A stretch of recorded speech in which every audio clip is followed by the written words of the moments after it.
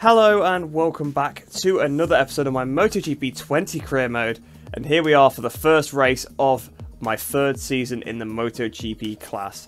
But before we get into things, I just need to kind of explain something that seems to have happened between the last episode and this one. If you look at the research and development, we're back to 0% on the electronics again, and for some reason my electronics upgrade has just totally vanished. It was actually really strange. I came on and saw that it had 0% and was like, what's going on? Went to check it out. Saw that obviously I only have 350 research data now because I've used it. And all my staff were actually assigned to this upgrade, even though it wasn't being developed.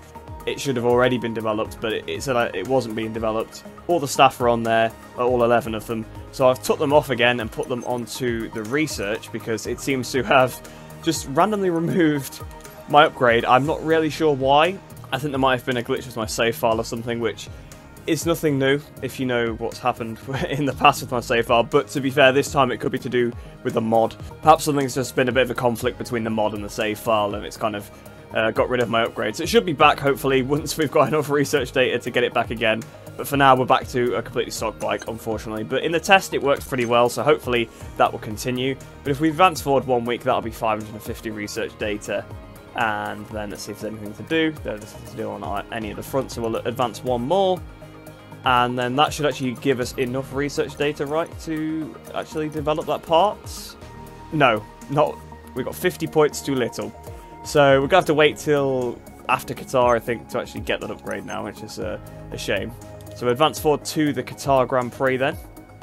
And we have got a notification on technical staff, and we have also on the team planning for next year on both teams. Let's have a look at that. So we've got a new technical director applying, so we obviously already had that Liam Smith guy, and now we've got Jamsari Kalang, who is not nearly as good, so we will definitely refuse them.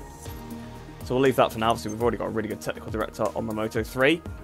There is actually also some more team development stuff to do on here as well, so we'll buy the next upgrade. So it's a rider section, so there's only 3 more upgrades we can buy. Only 2 that are actually currently available to me anyway, because if actually only 1, because it's the start of a 3. So we have to go for this mental coach, which is plus 1% reliability. So we'll go for that one then. Pretty cheap because it's actually the first upgrade on that tree. So 4 weeks till that's done then. Looking at the Moto 2, again there is actually stuff to do on here as well. I'm hoping I didn't advance too far forward and actually lose time. So then on here we can either purchase a motorhome, which is plus 3% reliability, 3% prestige game on the marketing department. We can't get this one. We can get this one though because it's the start of a different tree, so we can go for 2% prestige gain, 3% prestige gain, or 3% reliability. And to be honest, I think it's probably just worth it to go for the reliability. It's going to take 6 weeks, so we'll buy that one. So that's 350k. We're now under 1 million again, so that's always fun. And then on the R&D, what we've got plus 2% reliability. We've just bought an upgrade for that, so probably won't bother again. We've got plus 3% bike development and plus 2% performance during the race. I think I'm going to go for the bike development. It's only 70k as well, so gotta manage the finances a little bit. We've not even done a race yet, so I'm not going to have any money. And of course I can't develop either the Moto 2 or Moto 3 bike until they've actually had a race weekend to gain research data, because it doesn't work the same. You can't just put people in the research section. You actually have to have the riders do the free practice sessions in the junior categories, so that's why I've not upgraded anything on those bikes so far. And on the technical staff management then, we've got a chief engineer applying, Alvaro Rivas. Much worse. He's better on the electronics, I guess, but well, maybe he won't steal my electronics upgrade off me, but we'll refuse him for now anyway, because we don't really need him. We've already got some pretty good personnel. So with that then, all the pre-race stuff is sorted out. So the next thing to do actually is to head into the Moto 3 race, because like I said, we're not doing qualifying this season, just to make it a bit more interesting. So let's see how Hernandez and Stewart will get on in the race. Hopefully they've qualified well, because we kind of need it for the team objective. So here we are then at Qatar for the start of a new season, the start of our second season in Moto 3. So the second season of the biker racing team. Obviously last season we actually did fairly decently at Qatar, especially for a debut race. Hopefully we'll do a little bit better this season because we've actually got a slightly better bike. Hernandez is more experienced. Obviously we have got a rookie on the grid as well. Hopefully Hernandez will be able to sort of help him out and maybe tow him along, but let's see how they got on in qualifying. So then Manuel Hernandez has qualified in 10th position. Let's see, Stewart has actually out-qualified him in his debut race for 7th place on the grid, so a pretty good qualifying position there for Stewart. I think that might be an all-time best, other than obviously the 2 pole positions that Manuel got last season for our team. because other than that, they didn't really qualify in the top 10 very often. So Stewart was 7th place. He's actually set himself up really nicely to get a really good result here. So let's get this race started, and hopefully he can make a mega start and hopefully get in the top 5, because that is the race goal.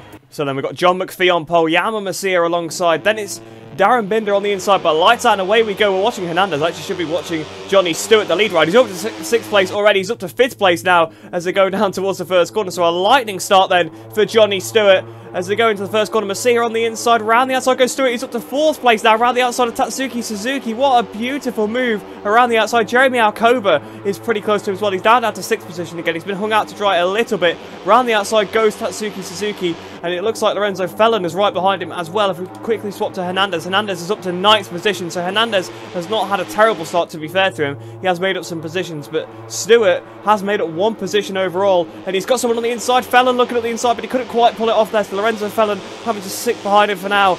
But Stewart, can he do anything about Tatsuki Suzuki in front of him? Obviously, they are pretty much the front runners of last season in front of him, apart from Alcoba, and of course Darren Binder making his debut on the Petronas bike, and he started it off well by leading the race.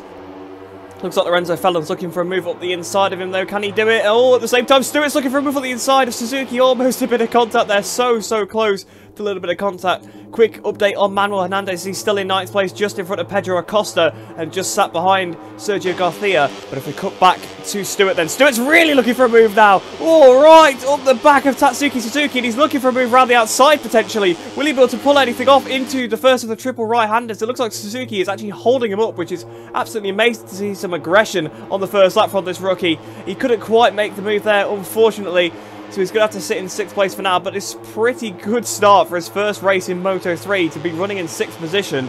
That is extremely good. So then as they go through the final turn, Stewart trying to line up in the slipstream of Tatsuki Suzuki. Someone behind is Mino looking over his shoulder. He's a little bit further down the order than we're used to. He used to battle with Jackson and Hernandez most weekends. He was always there or thereabouts. Stewart in the slipstream of Tatsuki Suzuki. In fact, actually sat slightly to the right of him, which is a little bit of a mistake. Perhaps he was more focusing on breaking the slipstream of Lorenzo Felon behind him, but it has not allowed him to overtake Tatsuki Suzuki. He's still sat behind him, unfortunately.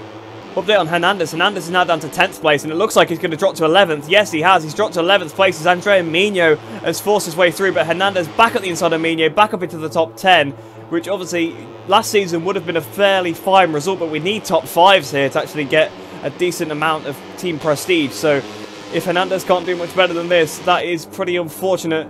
And he is now down into 11th place. He's got Dennis Fogger, not Dennis Fogger, sorry. It is a Leopard bike, actually. No, now it's Finati. Finati has made his way up into 12th place, so that's who he's got to defend from next.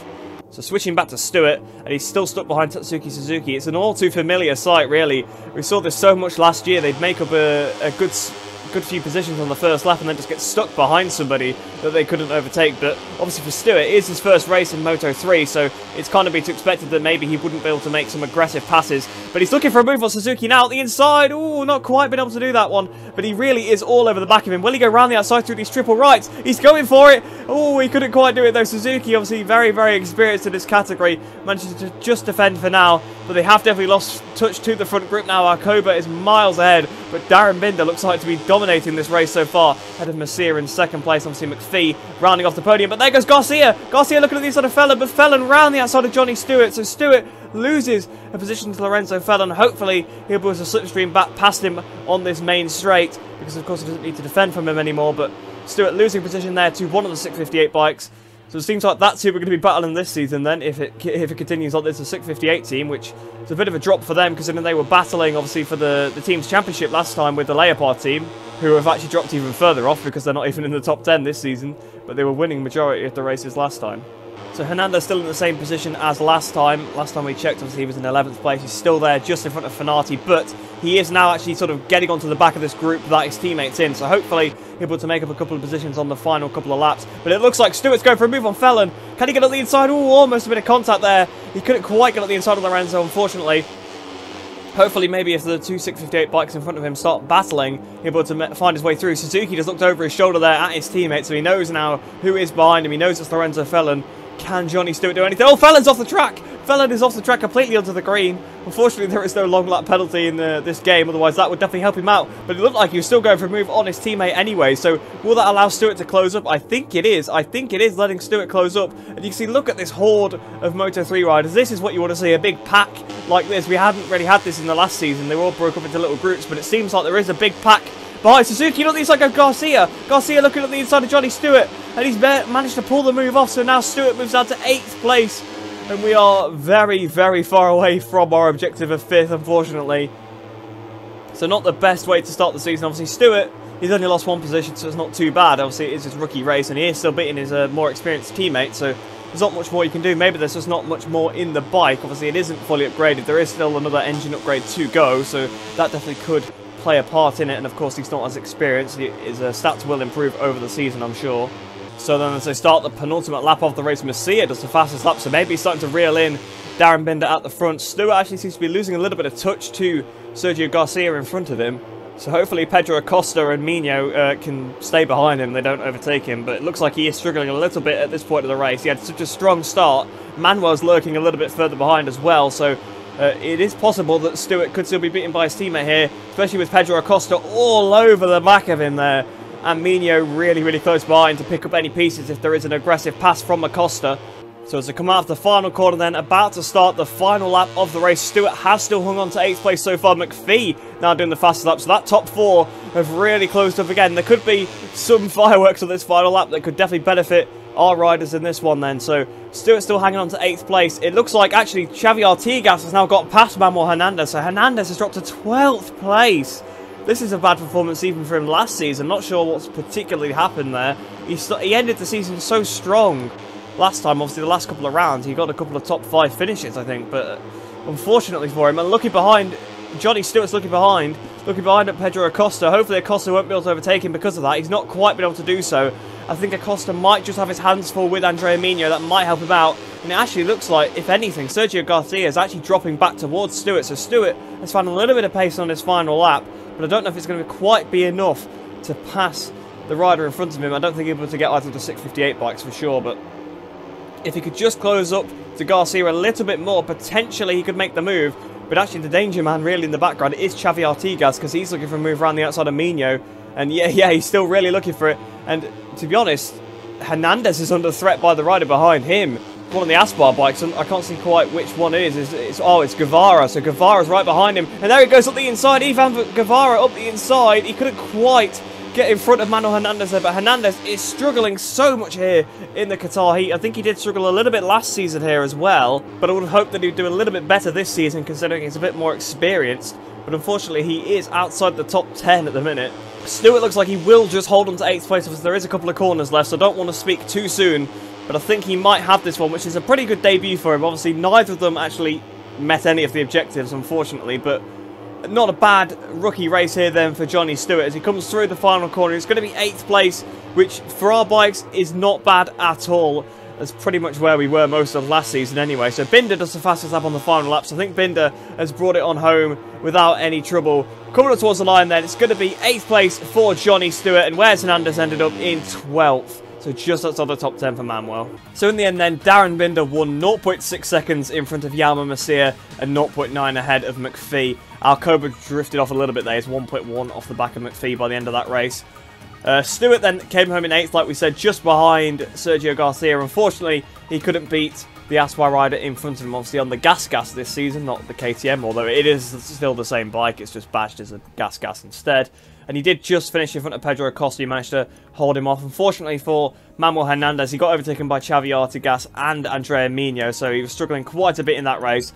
He actually did get back in front of Guevara, though. Guevara was properly battling him hard, and I thought Guevara actually got in front of him, but Hernandez managed to just beat out the other Aspar then, so it might be the Aspar bikes that we're battling with in the Teams Championship. So we'll go to that screen now. Obviously, actually, it's the Riders' Championship first, which is exactly the same. Johnny Stewart in 8th place, and Manuel Hernandez in 12th position. So, starting off the season a little bit better than we did last season, to be fair, because my rider actually is in 8th in the championship, whereas I don't think we actually got a top 10 in the Riders' Championship. I think Hernandez actually finished 12th last season in the championship as well, so he's picking up exactly where he left off, finishing 12th in that race. Hopefully they can be a little bit better at the next round, because we weren't particularly quick, although Johnny Stewart, I'm sure he'll only improve for the rest of the season because it was his first race, of course. And in the Teams Championship, yeah, we're actually tied for 5th position, so we did literally pick up where we left off last time. Obviously it says we're 6th because Sergio Garcia was the highest placed rider out of the 2 teams, but we are still joint 5th, 12 points, so yeah, we picked up basically where we left off in the Teams Championship, and Hernandez picking up where he left off in the Riders' Championship. So not the best start to the season, but not too bad. We pretty much were similar performance to the last season, really, in terms of the qualifying and the race position. So I was hoping that we'd be a little bit quicker this season, but I suppose we haven't upgraded the bike at all since Valencia, so I guess we're not really going to gain too much. But the next thing to do now is to go into the Moto2 race. Let's see how those guys got on. Of course, they're on the speed up, so they might not have the best performance, and their bike is totally stock, so if they struggle a bit, it's kind of expected, to be honest, because like I said, their bike's totally stock, so there's not much they can particularly do about it. So here we are then, now down on the Moto2 grid. Daisy Jackson has qualified 14th, and Tomatsu Akagi has qualified 11th, so that's where they are. Of course, like I said, the bike is completely stock, so that's actually a pretty good performance. I'm quite happy with that. It's nice to see the time of day is actually going to kind of slowly go from the middle of the day to night time, because we're now in the twilight. We're here in the evening for the Moto2 race. Obviously, we've got all 3 classes in this video for the first time, so it's kind of nice to see the daylight slowly change. Enough rambling, let's get this race started. I've not got any expectations, anything's good. Obviously, they still have got top 5 positions to achieve, so I think we might have been a little bit ambitious this season with some of the teams we signed with, that perhaps should have gone for the same bike, but a little bit lower prestige. It'll be interesting, but these guys can only go forward because the bike will only get better during the season. And of course, Jackson, she needs to get used to Moto2, and the same obviously with Tomatsu Akagi as well, but Jackson was riding Moto3 before, so she does need to adapt a little bit, so it might take a little bit of time. I'm not sure exactly if there's a mechanic for that in the game or not. We'll have to see, but let's get this race started. Hopefully they can crack into the top 10, but if not, it's not the end of the world. So then Remy Gardner on pole, Digi Antonio alongside, and then Joe Roberts finishes off the front row, but lights out and away we go. We're watching Tomatsu Akagi. He's had actually a pretty good start. You can hear the AI doing their weird thing off the line in the Moto2 class, once again staying on the second gear a little bit too long as they go down into the first corner. Akagi round the outside, he's picked off a few positions. He looks like he's going round the outside of, is that Jake Dixon, is it? No, actually it's Xavi Vierge. It was, he was trying to find his way through, but he's not quite been able to pass him for now. He's actually at the 10th place, so Sam Lowe's in front of him. So Sam Lowe's has not had the best start there. I don't know where he qualified exactly, but I've expected him to be a little bit further up the field. And Akagi in 9th position. There goes Canik round the outside of him. They're all veering to the right-hand side. So lots of jostling for position on this opening lap. There goes Tom Luthi on the Mandalika bike round the outside. And Akagi just moves ahead of him up into 9th position. Where is Jackson and all this? 14th place still, so she's not really made up any progress. But round the outside of Digi Antonio, so the pole man. Now Akagi's trying to go around the outside of this. Is a chaotic first lap. Akagi's sort of being hung out to dry a little bit there. Well, he's definitely pretty brave there. And up the inside of Bezecchi and around the outside of Vietti, so it's in the Sky VR46 racing sandwich. He's trying to hang it around the outside still. He's still 11th place after all that. He's passed so many people, but he's been passed by so many as well. It's been an absolutely amazing first lap. He's now gone past Digi Antonio, who of course started on pole position, and that's Cameron Beauvier sticking his nose at the inside, forcing him out of the way. Akagi then drops down to 12th place, now 13th, back up to 12th. Jackson's now down to 18th, so Jackson really struggling on this opening lap, and she's going side by side with Jake Dixon, and Dixon does just move ahead, and round the outside goes Corsi. She's down to 21st position, so her poor opening laps really have affected her a lot. And Akagi in 13th, and he's got one of the Idemitsu bikes right behind him. I think it's Somkiat Chantra trying to go around the outside of him. Has he pulled it off? Not quite. So Chantra's still in 14th place. Akagi in 13th. That was a very interesting first lap. But we know in Moto 2, lots can change. The first lap does not mean as much as it does in Moto 3. Because the AI do absolutely clear off sometimes and drop back. But the minute it's an intact GP1-2, Tony Arbolino on his debut in Moto 2 is doing amazingly. Second place right behind Marcel Schrotter. Joe Roberts third, obviously Navarro in 4th place. Canet in 5th. Canet's actually made up quite a few positions on the opening lap because he was side by side with Akagi at one point. So Akagi actually been held up by Digi Antonio here. So Digi Antonio has had a terrible start. He started on pole position. He's down to 12th. There's Manuel Hernandez pole position kind of start there. And there goes Albert Arenas up the inside of Sam Lowe's a little bit up the road. Oh, bit of contact. I think Akagi just a little bit of contact with Fabio Di Gianantonio, then into that right-hander. He's definitely brave. He's shown that, that's for sure. I'm pretty happy with his performances so far.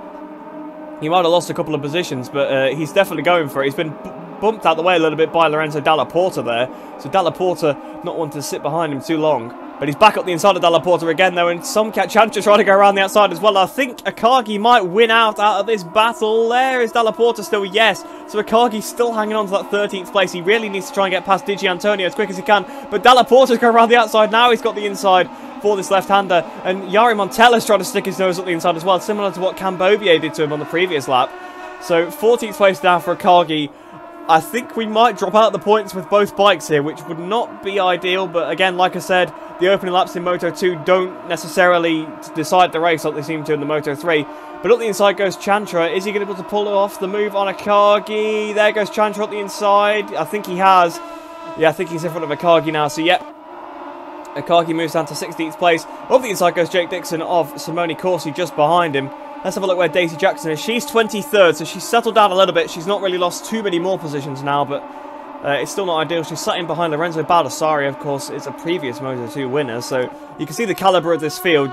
It's not surprising to see them struggle, and I don't think there will be consistent performances. I think some races they'll be pretty good, some races they'll be pretty bad, and that's just how Moto2 is. If someone gets a sweet setup at a circuit, they will be absolutely flying, but otherwise, not so good. And again, like I said, the bike is stock, so they're not going to be that great so far. So as they come out the final corner then, about to start the penultimate lap of the race, it's Simone Corsi all over the back of Akagi now. He's definitely looking for a move. Jake Dixon's been overtaken by Corsi. Corsi is really looking for a way past Akagi. Hopefully, Akagi can hang on. Hopefully, he'll be able to try and pass Dalla Porta, and maybe some riders in front will drop back a little bit. We know that happens quite a lot in the Moto2 class in this game for some reason. Riders will drop back massively on the final couple of laps, which is so strange, and some of them will power through on the final couple of laps as well. The AI are really, really weird in the Moto2 class, and I'm not really sure why. Of course, he's got a pretty good move. He's looking up the inside of Akagi now. He's going to be able to pull this one off. Surely no. Akagi hangs it around the outside. He's been really brave in this race so far. And once again, that continues. But of course, he's on the inside again. And again, Akagi manages to hang it around the outside. So well done to Akagi. He's doing a pretty good job so far. Jake Dixon now right behind him. Dixon on the curb actually almost crashed there. So that might have saved him a bit of time. Let's see what Jackson's up to. Jackson's down to 28th position now. Just in front of Xavi Vierge. And obviously Bo Benchard just behind. Hafi Siren is in front of Jackson. So she's behind both the NTS bikes, I think, by the looks of that. So that's not great. Oh, actually, no, she's in front of Barry Bolters. Barry Bolters in the last place, but she's behind one of the NTS bikes. So she really is struggling in this one. And I've missed all the action with Akagi because he's now been passed by both Fernandez and Jake Dixon. And at the same time, he was going back underneath Corsi. So Corsi must have passed him as well. So there's been some absolute chaos whilst we were looking back at Dixon just to see... not Dixon, sorry. I'm getting mixed up because Dixon's in there. Jackson. We're looking back at Jackson to see where she was. But we missed a lot of overtakes with Akagi there, unfortunately. But Corsi sat right behind him. He goes up the inside of Balega, but Balega's hanging around the outside. So down to 19th now for Akagi. So... yeah, this first Moto2 race not going too well for the team. I think I might have to try and salve... Oh, Corsi absolutely ramming Akagi out of the way there. So Akagi down to 20th position now. And both the riders struggling massively in this one. Joe Roberts is actually now leading the race as well, which I didn't notice at all. Akagi's trying to come back at Corsi a little bit. Do a bit of an aggressive pass on him. He absolutely rammed you out of the way, mate. But to no avail, he's not able to do that. It's now Lorenzo Baldassarri behind him. So we're battling a Lorenzo in Moto 3, obviously we're battling Lorenzo Fellon, and now we're battling Lorenzo Baldassarri. And Baldassarri makes very light work of Akagi, so I was praying that some of the AI in front would drop back, but I think Akagi is one of the AI that's going to drop back in this race, unfortunately. So down to 21st position, no chance of points now in this one, so just bring it on home, just don't damage the bike. Jackson's down to 30th place now. She is still beating Xavi Vierge, so I'm not sure what's happened to Xavi, whether he's had a crash in this race at some point or something, but she's beating Xavi, she's beating Barry Boltos, but yeah, she's right down the part of the field you don't want to be in. She's right behind Hector Garza as well, who, surprisingly enough, shouldn't really be that far down the order, so that's a little bit weird, and Manzi only a couple of places in front. But down towards the last corner then, I think Bobier is just going to hang on in front of Akagi.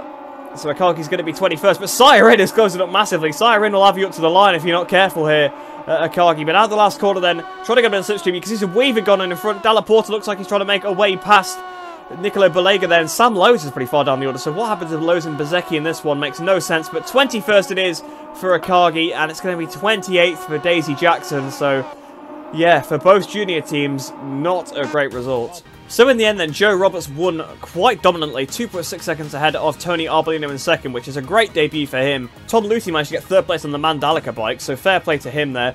Aaron Canet in fourth, fifth then for Schrotter in the end, sixth for Albert Arenas, another good debutant then in the Moto2 class. Same with Yari Montella as well, 7th place. Digi Antonio managed to recover to 8th. Obviously he had a terrible start, lost a lot of time, but he's ended up to claw his way back to 8th place. 9th for Somkiat Chantra. Dixon ended up in 10th place. Well, on the penultimate lap, he was behind Akagi, battling for about 18th. So that's what I mean. Sometimes the riders absolutely storm through on the last couple of laps. So Dixon ended up in 10th place then. Remy Gardner ended up 14th, so all the top riders are absolutely nowhere except Roberts. Roberts is the only top rider that has delivered. Akagi 15 seconds off in 21st place. Obviously a 1:57.9 for Roberts, the fastest lap, 2:01.2 for Akagi. And then obviously down in 28th place is Daisy Jackson. So not a great weekend for either of the junior teams, to be honest. Hopefully they'll be a little bit better in the future. Obviously this team will only get better because they've still got lots of upgrades left, but the Moto3 team hasn't. But compared to this, the Moto3 team did fairly well, so yeah, hopefully it'll be improvements on all fronts for the next one. And in the Teams Championship then, Untitled GP are leading the championship 6 points ahead of Italtrans, because obviously Dalla Porta didn't manage to bring home any decent points. The Aspar team then in 3rd place, obviously with both their riders doing pretty well. They're on speed-ups, so 3rd place in the Constructors Championship has the same bike as us. We're 14th in the Teams Championship, behind MV Augusta and American Racing. Just in front of the NTS and Flexbox teams. Obviously we all have 0 points, but it's just based on the actual finishing position. So hopefully we can put some points on the board for the next episode. But the next thing to do now is to actually head into the MotoGP class. It's time for my race from the back of the grid. Hopefully I can do a little bit better than my junior riders have done. We'll have to see. Depends how this bike actually feels at Qatar. It felt really good at Sepang, but sometimes that can be a little bit deceiving. So we'll have to head into the race, see how we get on. We've got a 50% race, so there should be plenty of time to fight through. So here we are then down on the MotoGP grid, and it's a Suzuki 1-2 here, with Alex Rins on pole position, Joao Mir in second. So Suzuki picking up where I left off with them, obviously absolutely dominating the championship last season. Jack Miller down in 13th place, so he struggled a little bit on the Ducati Lenovo bike. He did pretty well last season at the circuit. I think he came about 3rd place. I think he was battling with Potter Spagro. And here we are then on the Avintia Racing VR46 bike. So I will quickly change my tyres because obviously I don't want to be on the soft tyre. Even though it's a night race, it's still better to go on the medium than it is the soft. So let's get this race started then. 23rd on the grid. Obviously the target is to win. There's 2 Suzukis at the front, so at least they're not Marc Marquez because he likes to pull away, but he's probably 3rd, so he'll probably pass them both before the first corner anyway. The Qatar Motorcycle Grand Prix will start shortly here in Doha, and the riders are ready to compete on an amazing illuminated racetrack. So I was indeed correct, he is 3rd place, so how long before he's in the lead? I don't think it will be long, but the lights are on now. We're waiting for the lights to go out here, starting the 3rd season. Lights out, away we go. That was actually pretty quick. That caught me out a little bit. So Marini in 21st place, not doing too well. One of our teammates anyway. We've already passed the Aprilia of Savadori. We go down towards the first corner, hitting the brakes, trying to get the inside of Iker Lecuona. And round the outside goes Savadori. So Savadori being pretty brave through the first corner. Then there's the other teammate of Enea Bastianini up in 19th place. And we've got Martin ahead of us. So lots of, not Suzukis, lots of Ducatis around us. So similar machinery. You can see Aleix Espargaro being squeezed out a little bit there on the right-hand side. Trying to get the inside of him and Martin past Aleix Espargaro then. Just in front of Alex Marquez looking over his shoulder. The Ducatis really are struggling because I can see the 2 factory Ducatis right in front of me. And we're looking at the inside now of Bastianini up into 17th place. There's Petrucci on the outside. He's run a little bit wide as we go down towards this left-hander. Obviously turn 6. Rossi just in front as well. Up the inside of Alex Marquez. Up the inside of Jack Miller as well. Past Rossi, past Petrucci. So up to 13th place. So I think this starting from the back of the grid thing was probably a pretty good idea, because it would probably be a little bit boring if I didn't. We're up to 13th already then. We lost the position there to Bagnaia because I went a little bit too hot. So Bagnaia just in front of us. Then there's the 2 Yamahas ahead. They struggled at this round last season, if you remember. And it seems to be very, very similar once again.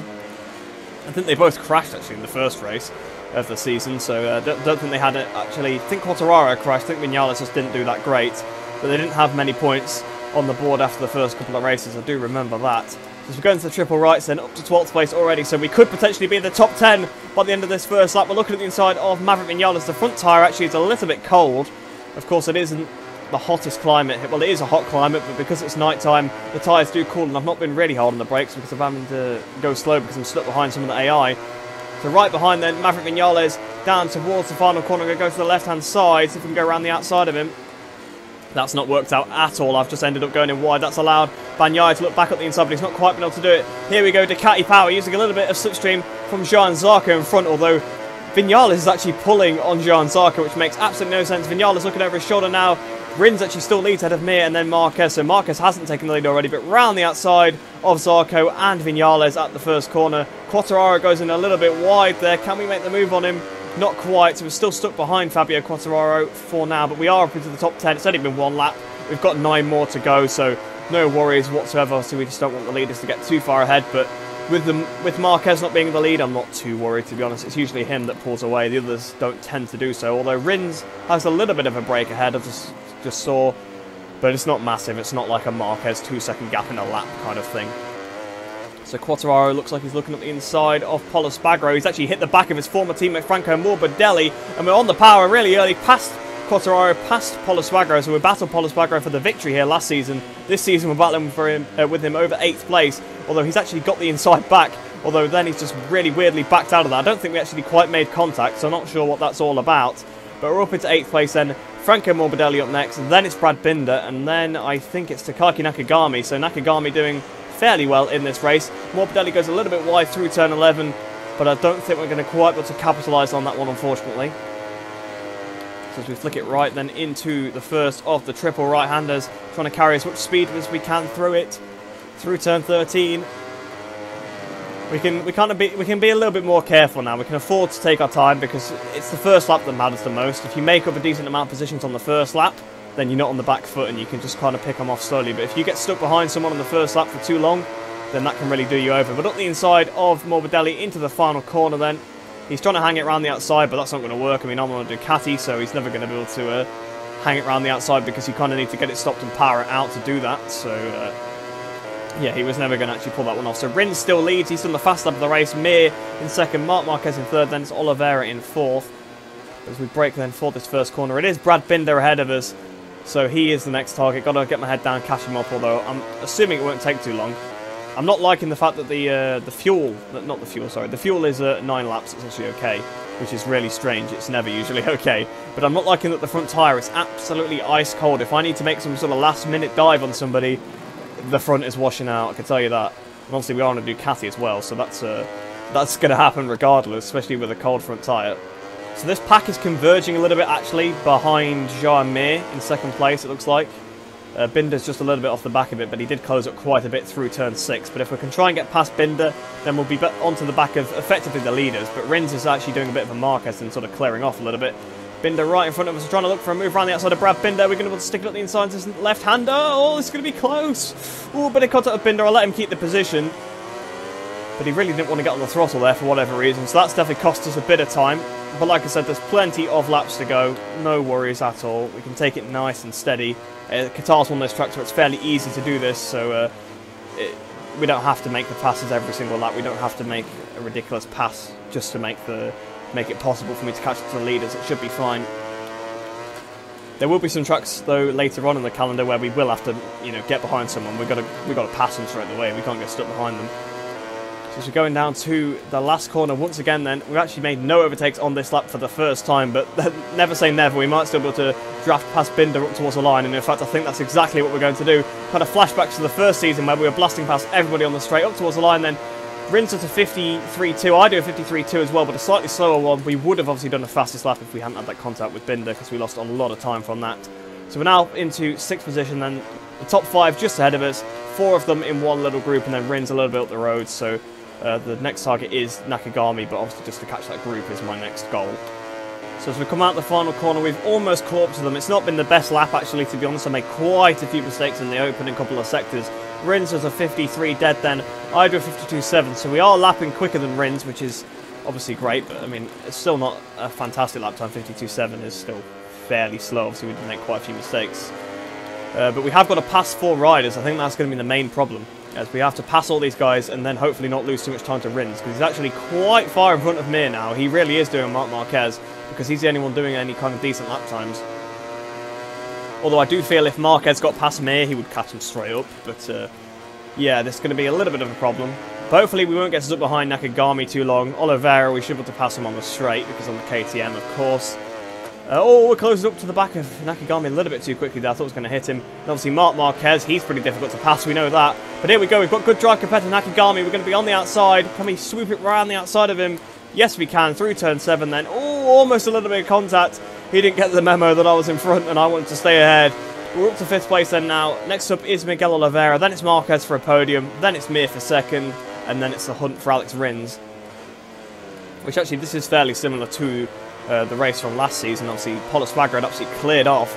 And I think on the penultimate lap I moved up into 2nd and somehow that caught him up, which is absolutely ridiculous. I think we had a bit of battling with Jack Miller that time, if I remember correctly. But we are right behind Miguel Oliveira now. I think I'll probably just wait till the straight, unless I pass him obviously down into the last corner by accident. I'm not going to try and plan it, but if I catch him like a lot, I'll probably just go on the inside. So through the penultimate turn, I probably could have got on the power a little bit earlier there, to be honest. But the rear tyre is actually getting a little bit too hot now, and the imbalance is quite difficult to deal with. As we go through the final corner, then getting on the power as early as I can, we should be able to blast past Miguel Oliveira on this start-finish straight. Here we go. To the right-hand side. He's holding his own, to be fair to him. Coming up towards the line then, 52.7 once again, so that's what I mean about it not being a great lap on the last one, because we actually had to pass people and still did that. Espargaro's just done the fastest lap. I'm guessing it's Pol. I'm guessing that's Norman Leish that's done that. So Pol Espargaro, say his name too many times talking about how he did really well last season. Well, he's showing that with his pace now.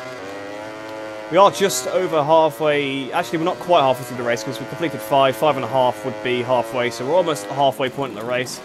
And we're already up into 4th, so I think we should be okay. I'm going to have to do a little bit of tyre management, maybe a little bit of fuel con as well, but actually, to be honest, the bike seems like it's saving the fuel pretty well. Oh, we're right on the back of Marc Marquez now. We're going to be able to make the move in this sector. Not quite, but we might be able to go around the outside through this corner, up the inside through the next one. Well, I would have been able to do that if I actually flicked the bike over properly instead of making a mistake. So we're going to have to stick behind Marc for now. Got a little bit too eager. But the rate that we've caught up to him, because obviously he gapped a little bit ahead of Oliveira, not much, but the rate that we've sort of caught straight up to the back of him, I'm not worried at all about Rins. We should be able to catch him fairly easily, I think, once we get into the clean air. We'll be able to see how easy he'll be able to pass as well based on Mir, because I don't know if the Suzukis will be able to brake very late, because I can't really brake as late as I want because of how cold the tyre is. And obviously to heat the tyre up I need to brake later, but then I don't feel the confidence in doing that, and that's the loop you get stuck in. And also because it is Qatar, makes it quite difficult. So perhaps maybe in future if I'm to race here, shift the weight towards the front to get a little bit more temperature in the front tyre. But here we go then, in the slipstream of Marc Marquez. This shouldn't be an easy pass because obviously he is on the Honda. He's got a little bit more straight line speed than most of the people, 52.9, so not quite as good of a lap that time, even though I had clean air really throughout it. Though we did make that little mistake, didn't we, when we were trying to set Marquez up for a pass out the first corner, then on the power, squirming that rear tyre a little bit. We're on to lap 7 now, so I do need to try and make this move on Marquez fairly quickly, because Rins, obviously, he's actually pulling away. It's not like it's, oh, kept him at the same distance, I only need a couple of laps to catch him. He is still getting away every lap, so we need to try and make the move here on Marquez at the inside. That was aggressive! Whoa, that was way too over the line. So we've got to let Marc Marquez back through. Around the outside he goes, and that might be any chance at the win over. Might have completely cost myself the victory there by making that move on Marquez, and we're going to not learn from it and do it again. Yes, we are. Wow, I didn't actually think I was going to go into him again. I was just thinking of going for another aggressive pass. So we've let him keep the position once again, but Mir is now so far in front. We've gone around the outside. Marc is actually still hanging it in there. We're leaning on Marc a little bit. I just want to get past him now. I don't want to be stuck behind him any longer. We've made a couple of aggressive passes on him around the outside, then we go. Finally got the position. I'm going to stick the bike into traction control 4 just to try and cool down that rear tyre. And I made a bit of a mistake because of that as well, because I was trying to mess with the traction control settings as I was turning into the corner. Probably not the best thing to do. That is definitely any chance at the win over now. Made a big mistake. Got to bridge a pretty big gap to Mir, let alone Rins. So if we can catch Mir, then that would be nice. Second place. Podium's still great regardless from the back of the grid. And obviously for this team as well, that would more than satisfy their requirements. So at least we're going to hit one team objective this weekend.